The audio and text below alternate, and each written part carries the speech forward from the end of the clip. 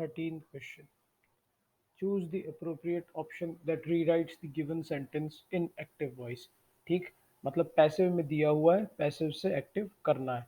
I will be force to go, क्या बोल रहा है यार? I will be force to go. मुझे मजबूर किया जाएगा जाने के लिए. मुझे मजबूर किया जाएगा जाने के लिए. ऐसा ये कह रहा है. ये क्या हुआ इसका हिंदी अनुवाद? किया जाएगा जाने के लिए. ठीक. I will be force to go. First option क्या है? I will go because of someone. क्या यहाँ क्या है यहाँ? जो हमें पैसिव में दिया गया है जैसे एक्टिव में करना है, यानी कि ये क्वेश्चन, क्या यहाँ समवन की बात की गई है? नहीं की गई ना. सिर्फ वो इतना ही कह रहा है यार मुझे मजबूर किया जाएगा जाने के लिए. ये नहीं कह रहा कि किसके द्वारा. तो ये तो गलत हो गया. I will force some to go. मैं किसी को जाने को बोलूँगा. अरे यहाँ तो ये बोल रहा है कि मुझे मजबूर किया जाएगा जाने के लिए. ठीक. Someone will go because I force them to. कोई जाएगा क्योंकि मैं उसको फोर्स करूँगा. नहीं भाई. Someone will force me to go. हाँ. यार कोई मुझे जाने के लिए मजबूर करेगा. ठीक है. मुझे मजबूर किया जाएगा जाने के लिए. कोई मुझे मजबूर करेगा जाने के लिए. सिर्फ यहाँ कोई आ गया. Someone. Someone. I will be force to go. I will go because of someone. ये भी मान लीजिए यदि हम यहाँ समवन वाली बात कर रहे हैं तो ये भी हो सकता था, बट ये क्यों नहीं हुआ?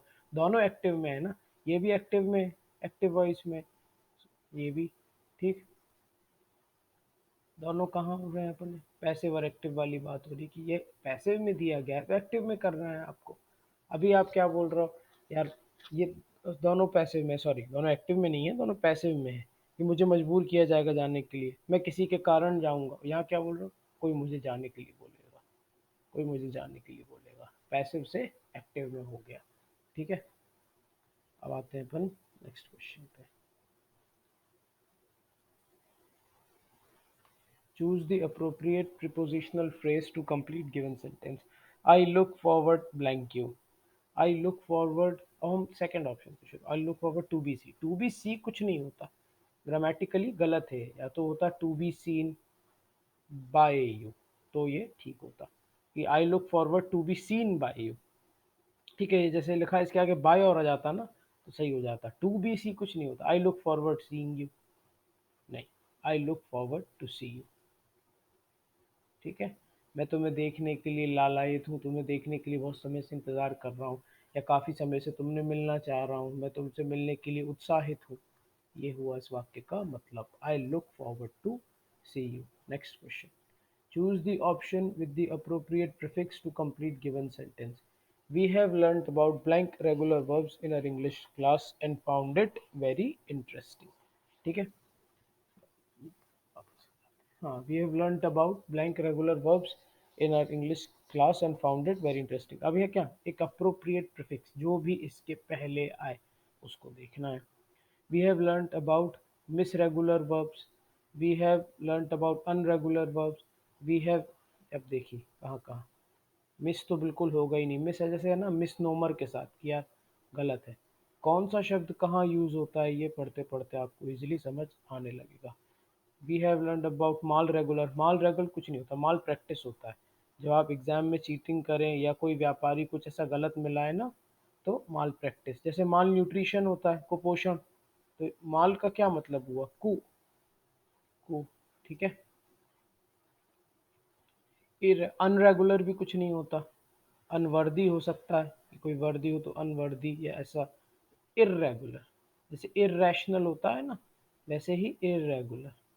टर्म की भी ज़रूरत नहीं है. आप चारों लगा के देख लेंगे तो खुद आपको समझ में आ जाएगा कि क्या सही है. क्या आएगा यहाँ पे? इरेगुलर. ठीक है. अपन नेक्स्ट क्वेश्चन पे जो कि है 16. Choose the option that best transforms the sentence into passive voice. इसका मतलब ये सेंटेंस काय में दिया गया है? एक्टिव में. The chief guest cut the ribbon to inaugurate the new emporium. भाई जो मुख्य अतिथि हैं उन्होंने फीता काटा क्या करने के लिए? नए एम्पोरियम का शुभारंभ करने के लिए. ठीक. The ribbon was cut by chief guest to inaugurate the new emporium. Ribbon was being cut by chief guest. अभी बीइंग कट यहीं गलत हो गया. काटा जा रहा था. बीइंग कट का क्या मतलब हुआ? काटा जा रहा था. जबकि ये क्या बोल रहा है? Chief guest cut the ribbon. ये मुख्य अतिथि ने फीता काटा. और शुभारंभ किया नए एम्पेरियम का। रिबन वॉज कटिंग, अरे वॉज कटिंग तो कुछ हो ही नहीं सकता, वॉज कहाँ पास्ट टेंस और कटिंग कहाँ। ठीक है, इफ फ्यूचर या प्रेजेंट कंटिन्यूस की कोई कार्य किया जा रहा है। Ribbon was cutting, the ribbon had cut, had been भी होता ना तो भी हैड के साथ बीन आता है, हैड कट कुछ नहीं होता। The ribbon had been cut होता तो भी अपन एक बार मान सकते थे, तो जाहिर सी बात है कि यही सेंटेंस इसका उत्तर होगा। The ribbon was cut by chief guest to inaugurate new emporium, मुख्य अतिथि के द्वारा फीता काटा गया एम्पोरियम का शुभारंभ करने के लिए। ठीक, ये हमारा आंसर। नेक्स्ट क्वेश्चन पे, जो कि है choose the correct form of verb that is in agreement with the subject. When it blank public buses can be twice as dangerous because most of them blank proper windscreen wiping system.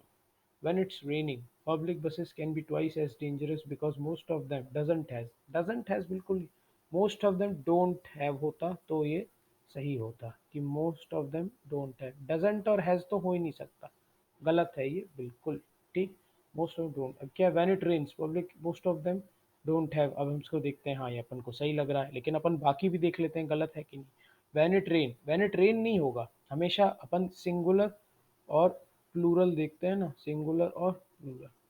When it rains, हमेशा when it rain कभी नहीं होगा, when it rains जब भी वर्षा होती है, वर्षा होता है वर्षा नहीं, वर्षा होती है। व्हेन इट रेन्स हमेशा याद रखिएगा, रेन्स तो ये भी गलत है। चौथा देखते हैं, व्हेन इट रेनिंग नहीं, व्हेन इट रेनिंग क्या, व्हेन इट इज रेनिंग तो सही होता, when it is raining.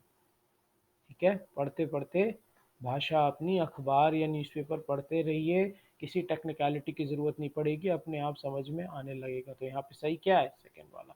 When it rains public buses can be twice as dangerous because most of them don't have proper windscreen wiping system.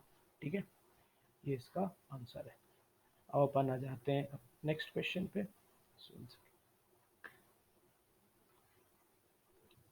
Choose the correct form of verb from the following options in the given sentence. They blank chess when I went to see them. They playing chess.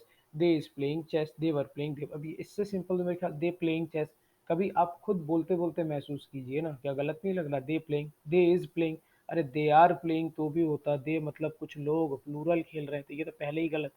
They was playing, फिर वही बात, या तो they playing हो गया, देवर they playing chess, नहीं यार verb है तो कुछ तो आप सहायता लोगे। देवर वो खेल रहे थे, जब मैं उन्हें देखने गया तो वो लोग चेस या शतरंज खेल रहे थे, देवर प्लेइंग। ठीक है, इसका आंसर क्या है, देवर प्ले। अब हम आ जाते हैं अपने नेक्स्ट क्वेश्चन पे। Choose the correctly punctuated sentence. Well we have finished our work for the day. Well we have finished ये वर्क फॉर द डे, ये चीज़ क्या है, ये जो साइन है ना ये कहलाता है सेमी कॉलन। क्या कहलाता है, सेमी कॉलन, ये ओ है, semicolon. Well we have finished our work for the day, ये तो बिल्कुल गलत है। Well we have finished our work for the day, well we have, अब ये क्या, ये क्वेश्चन पूछ रहा है क्या, हैव भी होता तो भी बात थी। अब अपन को इन दोनों में से चूज करना है। Well we have finished our work for the day, well we have finished our work for the day, ये ज़्यादा ठीक लग रहा है बोलने में। Well we have finished our work for the day, चलो हमने अपना आज का काम समाप्त कर दिया। ठीक है, लेकिन यहाँ एक्सप्लेनेटरी मार्क भी है, अपन को क्या लगता है कि इसमें क्या होना चाहिए। फिर भी चूंकि हम देखेंगे कि यहाँ कैपिटल के साथ स्टार्ट हो रहा है थर्ड, और कॉमा भी सही जगह दिया गया है, इसलिए इसका आंसर थर्ड वाला होगा कि well we have finished our work for the day. बोल के देख लेंगे, आपको स्वतः खुद ही समझ में आ जाएगा। Last question, choose appropriate articles for the given sentence. Blank dog bark blank whole night and disturb my sleep. The dog barked and whole night, अब हम बार बार देखते हैं कि ए ई आई ओ यू जो वॉवल्स होते हैं इनका कहाँ उपयोग होता है भाई, एन कहाँ आएगा, an English newspaper, a English newspaper तो नहीं होगा, तो ये क्या यहाँ से किसी से भी रिलेटेड दिख रहा है ये, तो एन होल नाइट तो होगा ही नहीं, अ होल नाइट होता तो भी कोई बात थी, ये गलत है। A dog barked and whole night, ये भी गलत है। A dog bark the whole night and disturb my sleep, and dog, फिर वही बात, एंड डॉग क्यों होगा भाई, आ डॉग होगा ना। एलिफेंट होता तो बात होती कि एन एलिफेंट, अ एलिफेंट तो होता ही नहीं, तो अ डॉग होगा, एंड डॉग होगा ही नहीं, तो इसका आंसर क्या है, a dog bark the whole night and disturb my sleep, एक कुत्ता रात भर भौंकता रहा और मेरी नींद भंग कर दी, मेरी नींद डिस्टर्ब कर दी. Okay, so please do like, share, and